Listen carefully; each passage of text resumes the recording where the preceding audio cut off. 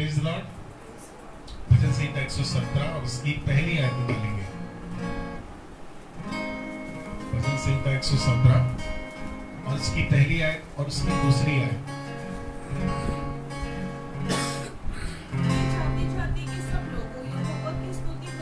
कह रहा है, हे जाति जाति के सब लोगों यहोवा की स्तुति करो, हे राज्य राज्य के सब लोगों उसकी प्रशंसा करो, और हे राज्य राज्य के लोगों उसकी प्रशंसा करो, क्योंकि उसकी करुणा हमारे ऊपर प्रबल हुई है, क्योंकि उसकी करुणा उसकी दया हमारे पर प्रबल हुई है, और यहोवा की सच्चाई सदा की है, और यहोवा की सच्चाई सदा की है। याह की स्तुति करो। इसलिए फिर से कह रहा है, याह की स्तुति करो। आज की सुबह में हम सब एक बार फिर से जमा हुए हैं उसके नाम से, ताकि उसकी प्रशंसा कर से, उसके नाम को महिमा दे सके। हे जाति जाति के लोगों यहोवा की स्तुति करो, राज्य राज्य के लोगों उसकी प्रशंसा करो।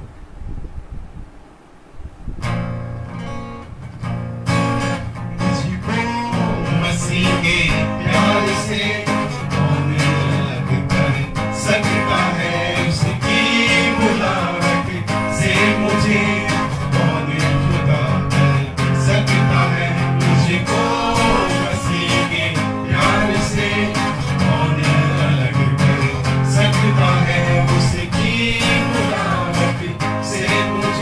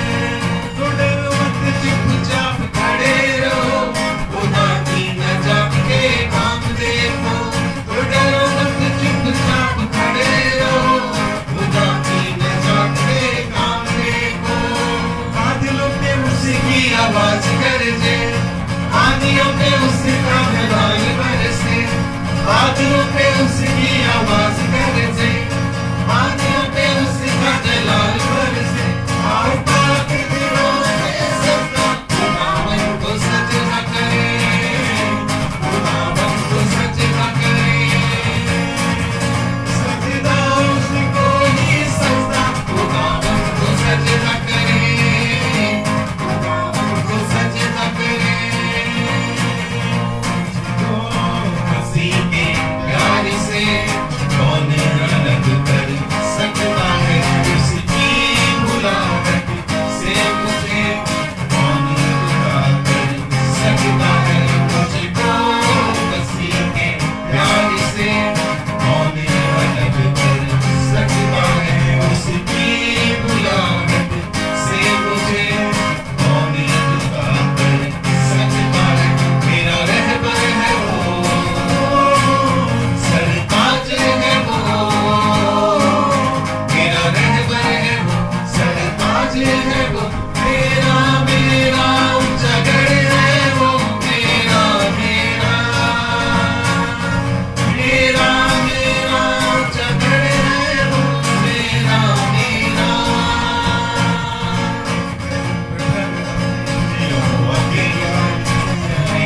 तलबगार रहूंगा, जो भी तेरी इच्छा है खुदाया मेरे यीशु, उसको मैं करूंगा।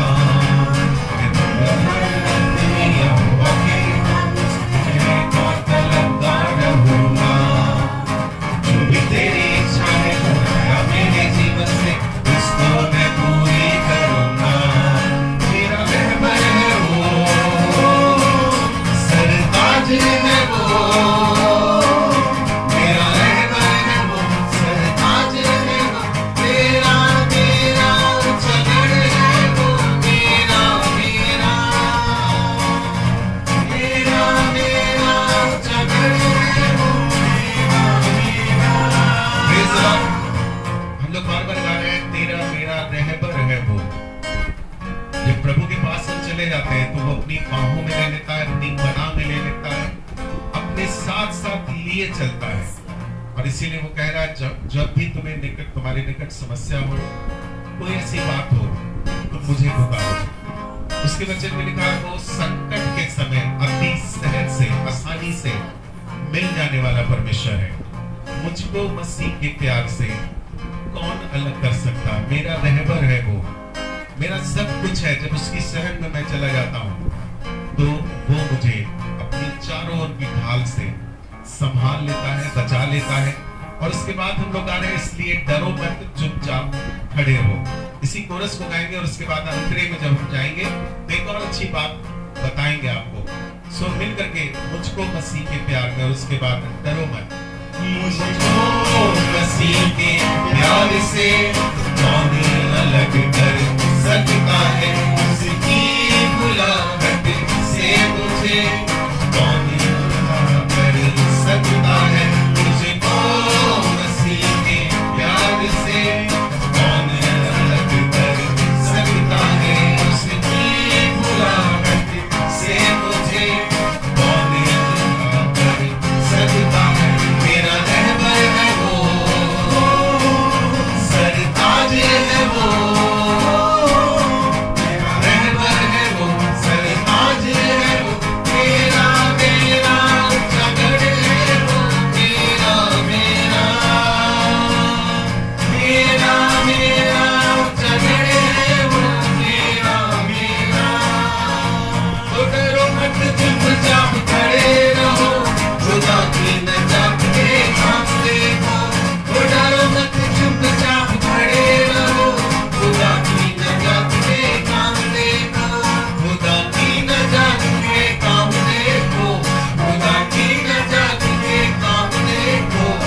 चुपचाप तुम खड़े रहो, तो डरो मत, चुपचाप खड़े रहो, खुदा की नजात के काम देखो, तो डरो मत, चुपचाप खड़े रहो, खुदा की नजात के काम देखो। ये वाली बात मूसा कह रहा था इजराइलियों से, जब इजराइली चलते चलते चलते चलते ऐसी जगह पे आ गए जहां समुद्र था और पीछे पीछे मिस्र की वो बड़ी सेना थी जो फिरौन ने भेजी थी।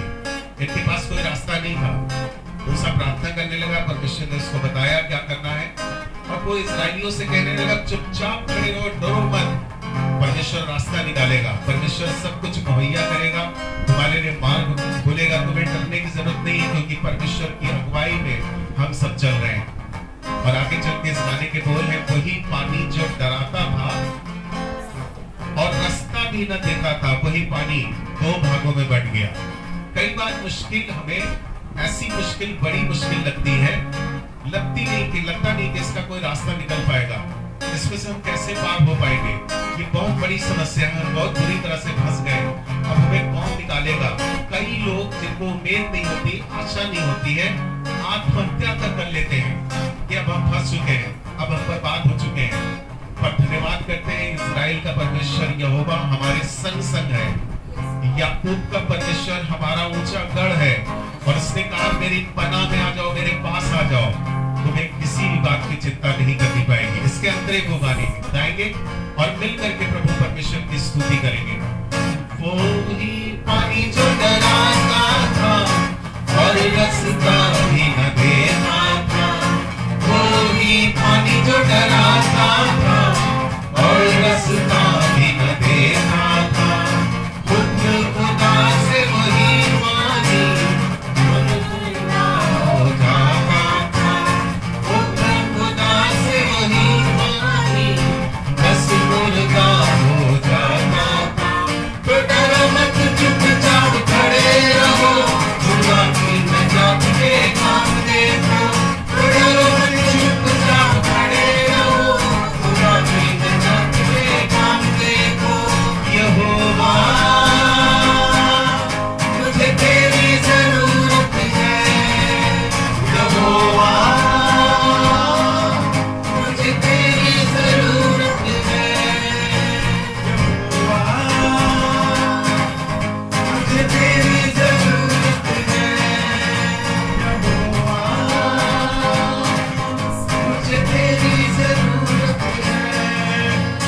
ओ मसीह के प्यार से कौन अलग कर सकता है, उसकी गुलामत से मुझे कौन जुदा कर सकता है। मुझको मसीह के प्यार से कौन अलग कर सकता है, उसकी गुलामत से मुझे कौन जुदा कर सकता है।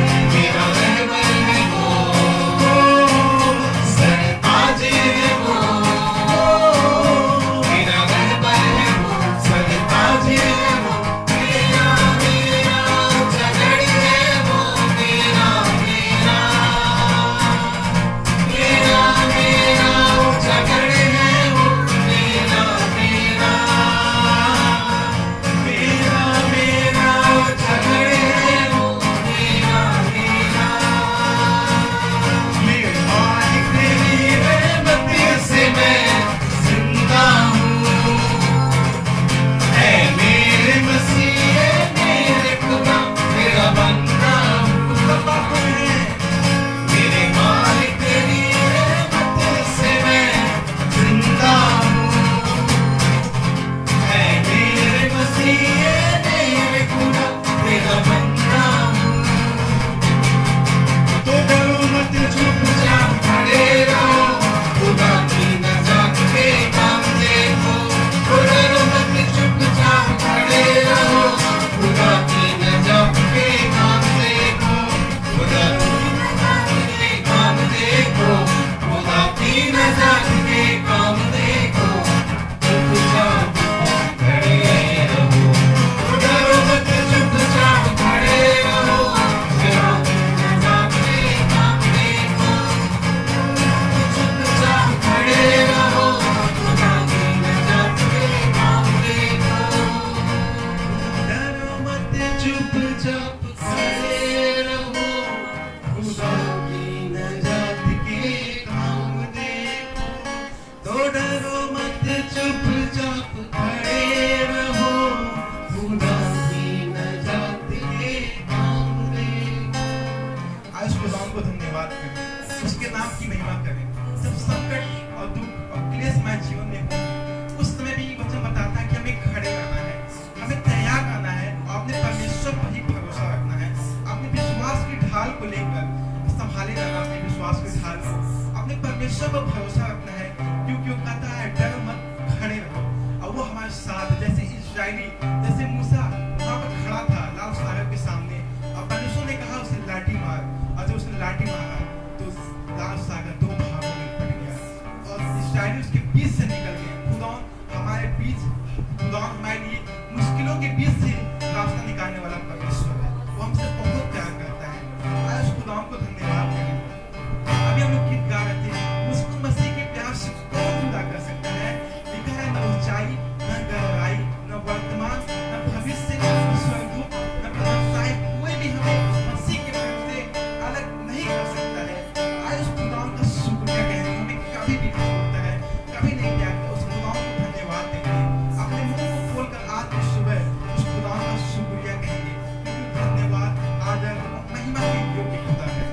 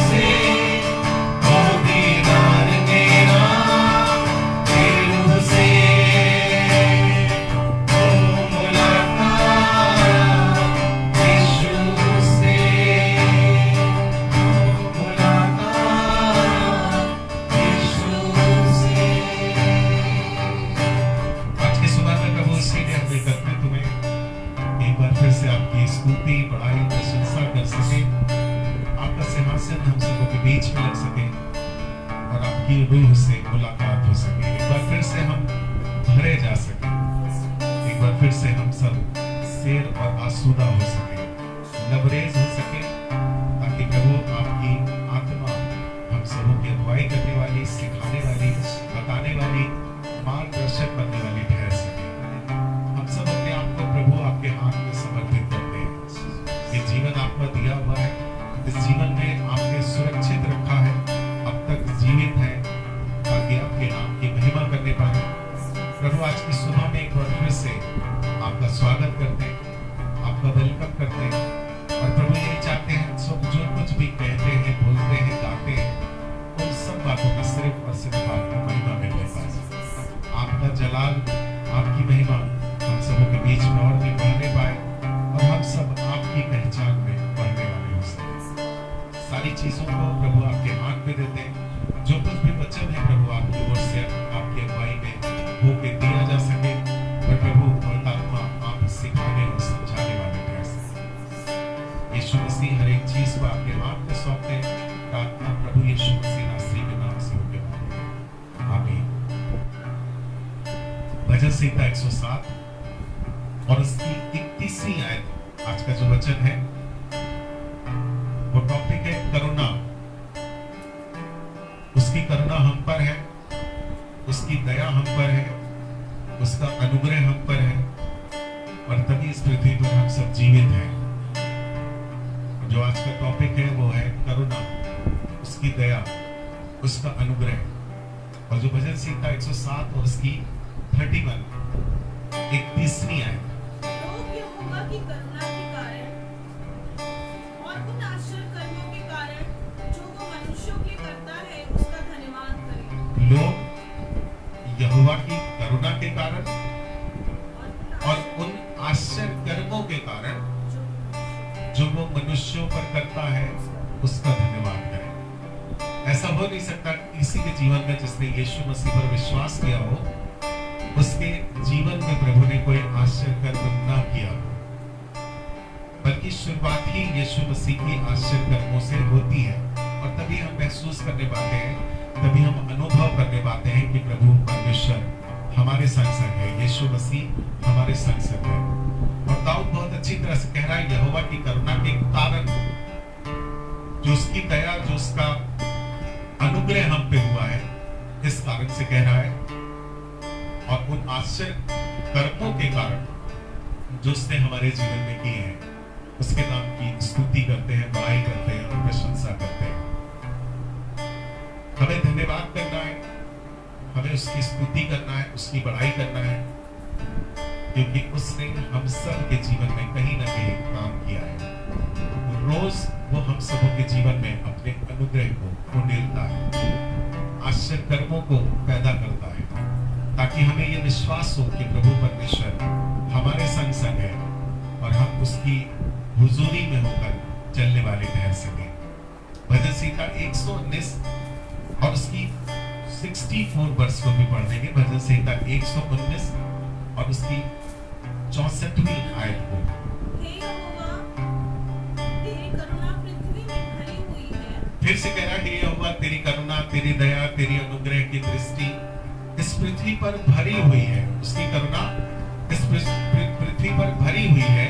तू मुझे अपनी विधियां सिखा। और अब दूसरी बात, अब ये कह रहा धन्यवाद तो करो, शुक्रिया तो करो, उसकी स्तुति तो करो, उसकी महिमा तो करो, पर दूसरी बात है उसकी करुणा, उसका अनुग्रह, उसकी दया जो तुम पर हुई है उसे व्यर्थ मत जाने दो।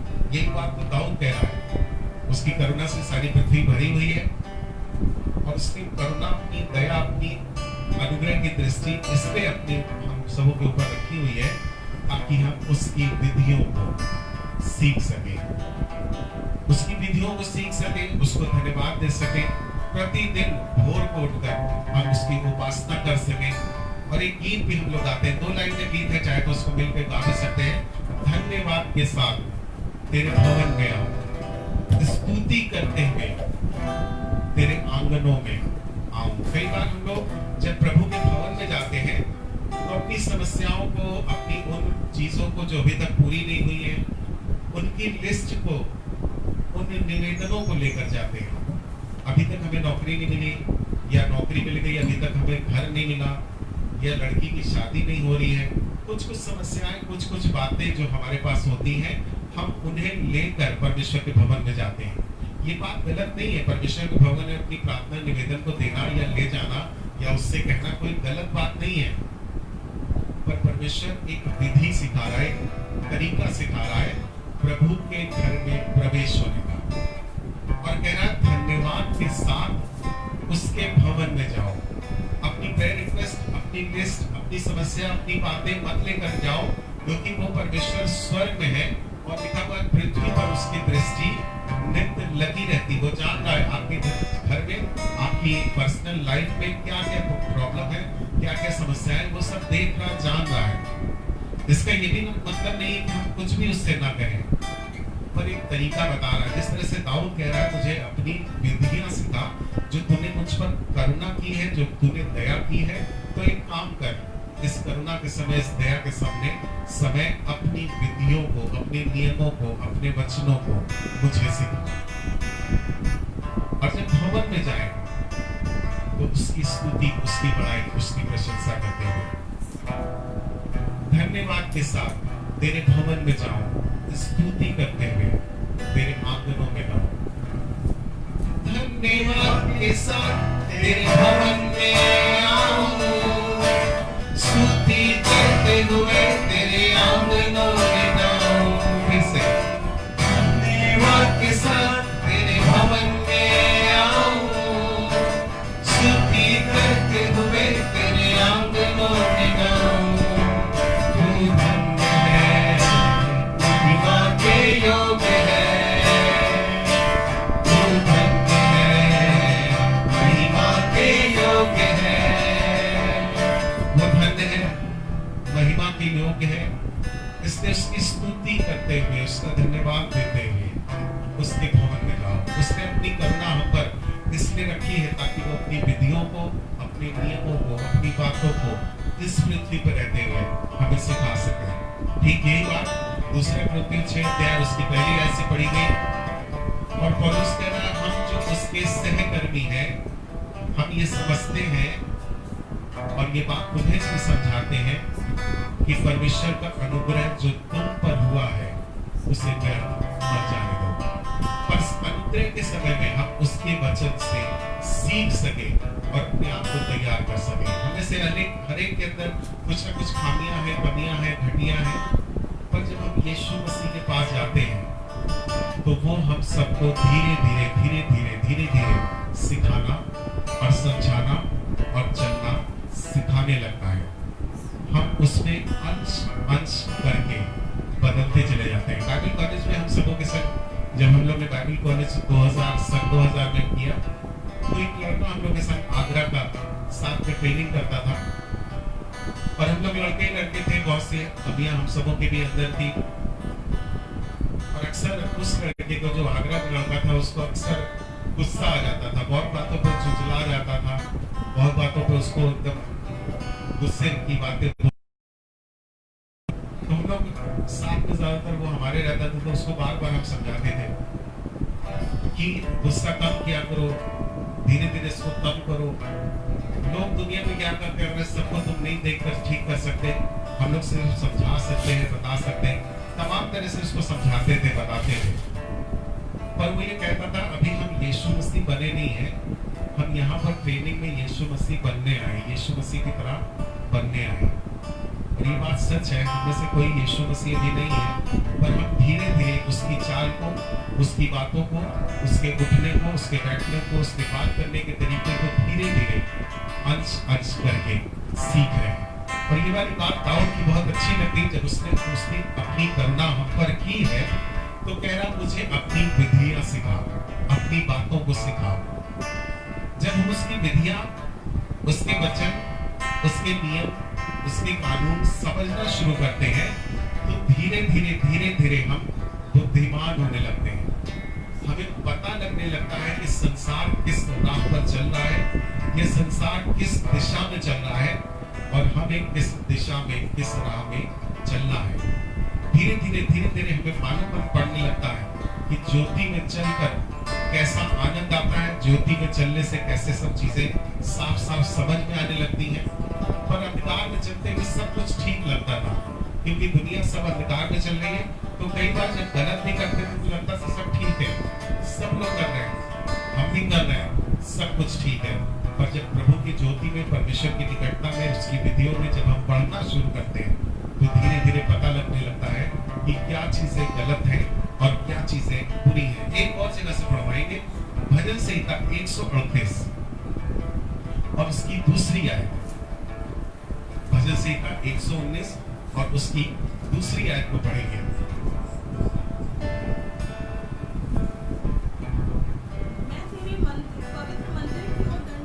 कह रहा मैं तेरे पवित्र मंदिर की ओर दंडवत करूंगा और तेरी करुणा और सच्चाई के और तेरी, फिर वही बात कह रहा, तेरी करुणा और सच्चाई के कारण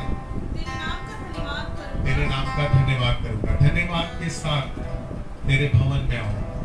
उसकी करुणा के कारण, उसकी सच्चाई के कारण जब आप प्रभु के भवन में जाएं, जब आप प्रभु की निकटता में जाएं, तो धन्यवाद करते हुए, उसकी स्तुति करते हुए, उसको मालूम है आपको चाहिए क्या, इस पृथ्वी पर आपकी आवश्यकता क्या है, उसे अच्छी तरह से मालूम है। पर कई बार कुछ ना कह के सिर्फ धन्यवाद दीजिए और धन्यवाद करते हुए उसकी निकटता में जाएं। कह रहा तेरे नाम की सच्चाई के कारण, तेरी करुणा के कारण पढ़ देंगे, तेरे पवित्र मंदिर की ओर दंडवत करूंगा और करुणा, जो दया, जो अनुग्रह तूने किया है और सच्चाई जो वचन के द्वारा तूने हम पर प्रकट की है, बताई है, उसके कारण कह रहा है तेरे नाम का धन्यवाद करूंगा। आगे, क्योंकि तूने अपने वचन को अपने बड़े नाम से कहीं अधिक महत्व दिया है। प्रभु ये चाह रहा है कि उसकी विधियां, उसके वचन, उसकी बातें इस पृथ्वी पर रहते हुए हम सीखते चलें।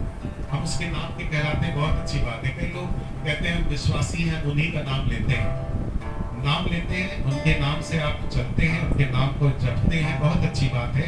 पर कह रहा है कहीं अधिक अपने नाम से बढ़कर उसने ये चाहा है कि हम उसकी विधियों को, उसके वचनों को सीख सकें। योना के लिए लिखा हुआ है, जब वो विधियों से अलग हटके, वचन से अलग हटके, प्रभु की मर्जी से अलग हटके दूसरी तरफ जाने लगा, तो उसके समक्ष एक बड़ी विपत्ति आई। जिस जहाज पर वो बैठा था, अचानक तूफान उठ गया, बहुत लंबी लंबी लहरें उठने लगी। ऐसा होने लगा कि जहाज अब डूब जाएगा और लोग अपने सामानों को फेंकने लगे ताकि जहाज कुछ हल्का हो जाए। तब आपस में लोग बात करने लगे, कोई हम में से कुछ गलत किया है जिसके कारण ये सारी चीजें हो रही हैं और ऐसा लग रहा है हम लोग खत्म हो जाएंगे, नाव डूब जाएंगे और सब कुछ बर्बाद हो जाएगा। आपस में चिट्ठी डाली और चिट्ठी डालने से पहले इस व्यक्ति ने कहा कि मेरे कारण ये चीजें हो रही है, मुझे अगर तुम फेंक दोगे तो ये सब चीजें खत्म हो जाएंगी।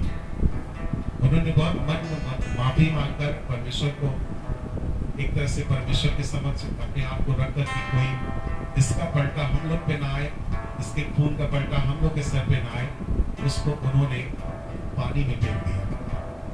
और जब योना को पानी में फेंक दिया तो सारी लहरें, सारा तूफान ठहर गया। पर जब योना पेट में है, एक मछली ने उसे आके निगल लिया। पेट में है जब योना, तो एक बात कहने लगा। इसको निकाल के पढ़ देंगे, योना की किताब 2 अध्याय 8 और 9। योना की किताब 2 अध्याय उसकी 8वीं और 9वीं है।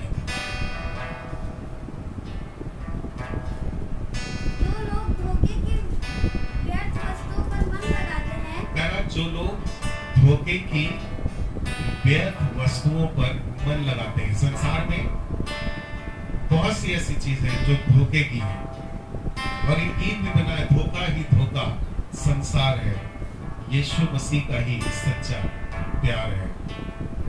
जो लोग इस पृथ्वी पर रहते हुए धोखे की बहुत सी ऐसी चीजें जिस पर व्यर्थ मन लगाते हैं, आगे वे अपने करुणा निधान को छोड़ देते हैं। वे अपने करुणा करने वाले परमेश्वर को, करुणा निधान को छोड़ देते हैं। यदि आप संसार में मन लगा रहे हैं तो देखते ही पता चल जाएगा आपने अपने परमेश्वर को छोड़ दिया है। आपका मन संसार में लगा हुआ है। जो धोखे की व्यर्थ वस्तुओं पर मन लगाते हैं वे अपने करुणा करने वाले परमेश्वर पर पूरी तरह से विश्वास उनका उठ चुका है, उन पर भरोसा नहीं करते हैं और उन्होंने पिता परमेश्वर को छोड़ दिया है। आगे बढ़ेंगे। परंतु मैं ऊंचे शब्द से धन्यवाद करके परंतु ये समस्या में रहने के बाद भी परेशानी आई है, समुद्र में फेंक दिया गया है, मछली के पेट में है, तो भी धन्यवाद के साथ तेरे भवन में आओ। इस गीत को कहा है, अपनी समस्या को नहीं कह रहा है, अपनी बातों को नहीं कह रहा है, और कह रहा है धन्यवाद। पढ़ देंगे इसको। परंतु मैं ऊंचे शब्द से धन्यवाद करके तुझे बलिदान चढ़ाऊंगा। धन्यवाद का तुझे बलिदान चढ़ाऊंगा। जो मन्नत मैंने मानी और जो कुछ मैंने सोचा है कि जब मैं बच जाऊंगा तो क्या करूंगा, जो मन्नत मैंने मांगी है उसको पूरा करूंगा। उसको पूरा करूंगा। धन्यवाद दीजिए, प्रभु की निकटता में आइए। उसके अनुग्रह की दृष्टि आप पर इसीलिए हुई है। बाइबल बताती है रोज प्रतिदिन नए तरीके से वो अनुग्रह इसीलिए करता है ताकि हम उसकी विधियों को सीख सके, उसके वचन को सीख सके। सिर्फ अपनी जरूरतों के लिए नहीं, अपनी समस्याओं के लिए नहीं प्रभु के पास आई है, पर प्रभु तो ये चाह रहा है कि हम धन्यवाद करते हुए, समस्या हो तो भी, मुश्किल बीमारी और कोई बंधन हो तो भी धन्यवाद करते हुए उसके भवन में हम जाएं। कह रहा मैं ऊंचे स्वर से धन्यवाद का बलिदान चढ़ाऊंगा और जो मन्नतें मैंने मानी है उसे मैं पूरा करूंगा। उसकी दया, उसकी करुणा, उसका अनुग्रह सिर्फ इसलिए हुआ है ताकि हम वचन को और अच्छी तरह समझ सके, प्रभु परमेश्वर को और अच्छी तरह से जान सके और इस पृथ्वी पर रहते हुए वो वचन के अनुसार अपने जीवन को व्यतीत कर सके। सो लॉकडाउन के समय जब हम लोग सब अपने घर पे हैं तो हम सबों की आराधना नहीं रुकी, हमारा वचन सुनना और सुनाना नहीं रुका, पर निरंतर हम वचन से सीखते चले जा रहे हैं कि हमें प्रभु में कैसे बढ़ना है। 2-3 जगह से और बढ़वाएंगे। पहला मिलेगा जो इब्रानियों की किताब 12 अध्याय और उसकी 16 और 17वीं आयत, और सिस्टर लुईस से रिक्वेस्ट करेंगे पहला कुरिन्थियों रोमियो की किताब 2 अध्याय और उसकी 4थी आयत को सिस्टर लुईस पढ़ेंगी, और पहले इब्रानियों की किताब 12 अध्याय और उसकी 16 और 17 दो जगह से पढ़ेंगे। इब्रानियों की किताब 12 अध्याय 16 और 17 और उसके बाद रोमियो की किताब 2 अध्याय और उसकी 4थी आयत। ऐसा ना हो कि कोई जन व्यभिचारी या एसाव के समान, ऐसा ना हो कि पृथ्वी पर कोई जन व्यभिचारी या गलत काम या उन बातों में लगा रहे जो संसार की है, जो धोखा देने वाली है। धोखे की व्यर्थ वस्तुओं पर मन मत लगाओ। इसके पहले भी पढ़ा गया, वो बात बता रहा है योना। अब कह रहा है ऐसा ना हो कि ऐसी कोई बात में तुम फंस कर या एसाव के समान अधर्मी हो, और या एसाव के समान अधर्मी ठहरो, जिसने एक बार के भोजन के बदले अपने पहलौठे होने का पद बेचा। अपने पहलौठे होने का पद खो दिया। थोड़ी सी लालच, थोड़ी सी भूख और उसके कारण अपने पहलौठे का जो हक था वो खो दिया। इस पृथ्वी पर परमेश्वर ने हम सबों को भी कुछ हक और कुछ अधिकार दिए हैं जब हम उस पर विश्वास करते हैं। पर कहना कहीं संसार की बातों में, धोखा और धोखे की बातों में, व्यर्थ बातों में फंसकर एसाव की तरह ना हो कि तुम्हें जो हक मिला, तुम्हें जो अधिकार मिला, तुम्हें जो और चीजें विरासत में परमेश्वर की तरफ से मिलने वाली है वो ना मिल पाए। जिस तरह से एसाव ने थोड़ी सी दाल के लिए अपना वो बड़ा हक, वो अधिकार जो उसके पास था, उसने एक तरह से बहुत आसानी से हाथ से जाने दिया। फिर आगे पढ़िएगा क्या लिखा है, बहुत पश्चाताप करने पर भी। आगे पढ़ देंगे। तुम जानते हो बाद में जब उसने उस आशीष को, उस अधिकार को, उस हक को, उस परमेश्वर की दी हुई चीजों को पाना चाहा तो वो अयोग्य गिना गया। कहीं ऐसा ना हो आंसू बहा बहा कर खोजने पर भी मन फिराव का अवसर उसे कहते हुए जब समय है, जब उसकी करुणा हम पर है, तो उसकी विधियों को सीख ले, उसकी बातों को समझ ले, उसकी मर्जी में होकर चलना शुरू करें, उन अधिकारों को जो उसने हमारे लिए रखे हैं प्राप्त कर सके। कहीं ऐसा ना हो कि बाद में हमें पश्चाताप करना पड़े, पछताना पड़े, और एसाव की तरह बार बार रोने पर भी, पश्चाताप करने पर भी वो अधिकार फिर से प्राप्त ना होने पाए। रोमियो की किताब 2 अध्याय और उसकी 4वीं आयत, और इसके बाद पढ़ेंगे दूसरा पत्रस 3 अध्याय और उसकी 9वीं आयत। आज की जो लास्ट वर्स है, दूसरा पत्रस 3 अध्याय और उसकी 9वीं आयत, रोमियो की किताब 2 अध्याय और उसकी 4वीं आयत। क्या तो उसकी कृपा और सहनशीलता और उसकी कृपा किसकी? परमेश्वर की, जो उसने इस समय हम सबों पे की हुई है। क्या उसकी सहनशीलता और कृपा और धीरज रूपी धन को तो तुच्छ जानता है। बहुत मामूली सी बात, बहुत छोटी सी बात, परमेश्वर तो दया कर रहा है, वो तो दया करता ही रहेगा, वो तो अनुग्रहकारी है, विलंब से कोप करने वाला, अति करुणामय है, उसकी दया बनी हुई है, उसकी दया बनी रहेगी, पर समय एक सा नहीं रहेगा। और इसलिए कह रहा है, क्या तू, फिर से इसको पढ़ देंगे, क्या तू उसके अनुग्रह को, उसकी दया को, उसकी कृपा और सहनशीलता जो सहन कर ले रहा है, और धीरज रूपी धन को तुच्छ जानता है। धीरज रूपी धन को तुच्छ जानना है, बहुत छोटी चीज समझ रहा है। क्या यही नहीं समझता कि क्या ये नहीं समझता कि परमेश्वर की कृपा, उसकी करुणा, उसका अनुग्रह तुझे मन फिराव को सिखाती है। परमेश्वर के पास वापस आ जाए, उसकी करुणा में हम परमेश्वर को निकट आकर उसको और समझ सके, उसका जो अनुग्रह हुआ उसे व्यर्थ ना जाने दे, पर मन फिराकर प्रभु के पास आकर उसकी बातों को सीख सके। क्या तू उसके धीरज रूपी धन को तुच्छ जानता, उसकी करुणा को, सहनशीलता को तुच्छ समझ रहा है?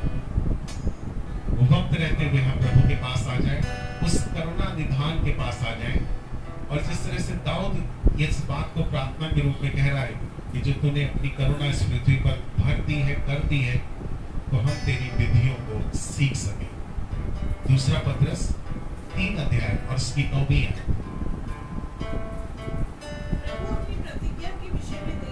अब कह रहा, प्रभु अपने प्रतिज्ञा की विषय में देरी नहीं करता। जो उसने प्रतिज्ञा की है, मैं दोबारा फिर से आऊंगा, तुम्हें ले जाऊंगा, इस प्रतिज्ञा के प्रति देरी इसलिए कर रहा है, जैसे कुछ लोग समझते हैं, जैसे कुछ लोग समझ रहे हैं, पर तुम्हारे विषय में धीरज रखा है, पर तुम्हारे विषय में धीरज रखे हुए हैं, और नहीं चाहता कि कोई नष्ट हो, और नहीं चाहता कि कोई नष्ट हो, वरन ये कि सबको मन फिराव का अवसर वरन ये कि सबको मन फिराव का अवसर मिले। प्रभु दया कर रहा है, धीरज धर रहा है, सहनशीलता दिखा रहा है, अनुग्रह कर रहा है, करुणा कर रहा है, इसलिए कि हम उसके निकट आ जाएं, उसके वचन को सीख लें। और तभी तो दाऊद इस बात के लिए बार बार प्रार्थना में इस बात को कह रहा है कि उसकी करुणा जब इस पृथ्वी पर भरी हुई है, तो आइए हम सब उसकी विधियों को, उसके नियमों को, उसके वचन को सीख सकें। उसके नियम ही हमें जीवन देंगे, उसके नियम ही हमें आगे बढ़ाएंगे। से ही वो हम सबों को लिखा हुआ है संभालता है। जब हम गड्ढे में गिर जाते हैं, दलदल में गिर जाते हैं, पाप में गिर जाते हैं, तो वो अपने वचन के ही द्वारा हमें फिर से बाहर निकालता है। वचन रूपी बीज उसने हमारे मनों में बो दिया है, ताकि हम एक प्रकार का पहला फल होने वाले हो सके। इसलिए आज की बात, आज का टॉपिक, आज का विषय ये है कि उसने जो अपनी करुणा हम पर की है, वो इसलिए कि हम धन्यवाद करते हुए उसके पास आए और उसकी विधियों को, उसके वचन को सीख सके। एक बार फिर से मिलकर इस गीत को गाएंगे, जिस तरह से योना मछली के पेट पे धन्यवाद कर रहा है, परमेश्वर का धन्यवाद करूंगा। ठीक उसी बंदी के समय, महामारी बीमारी के समय हम प्रभु के पास आएंगे, और ऐसे नहीं अपनी समस्याओं को लेकर नहीं, अपनी उन बातों को लेकर नहीं, पर खुशी से धन्यवाद देते हुए कि हमें मालूम है हमारा परमेश्वर ऐसी परिस्थितियों में हमें पड़े नहीं रहने देगा, पर इन परिस्थितियों से बाहर निकाल देगा।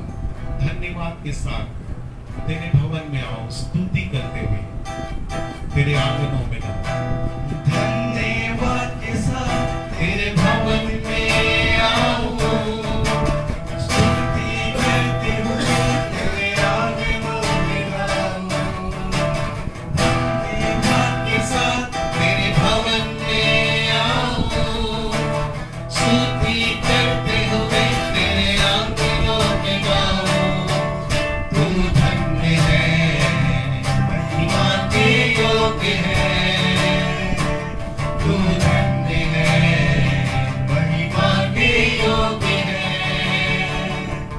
तू धन्य है, महिमा के योग्य है, तू धन्य है, महिमा के योग्य है।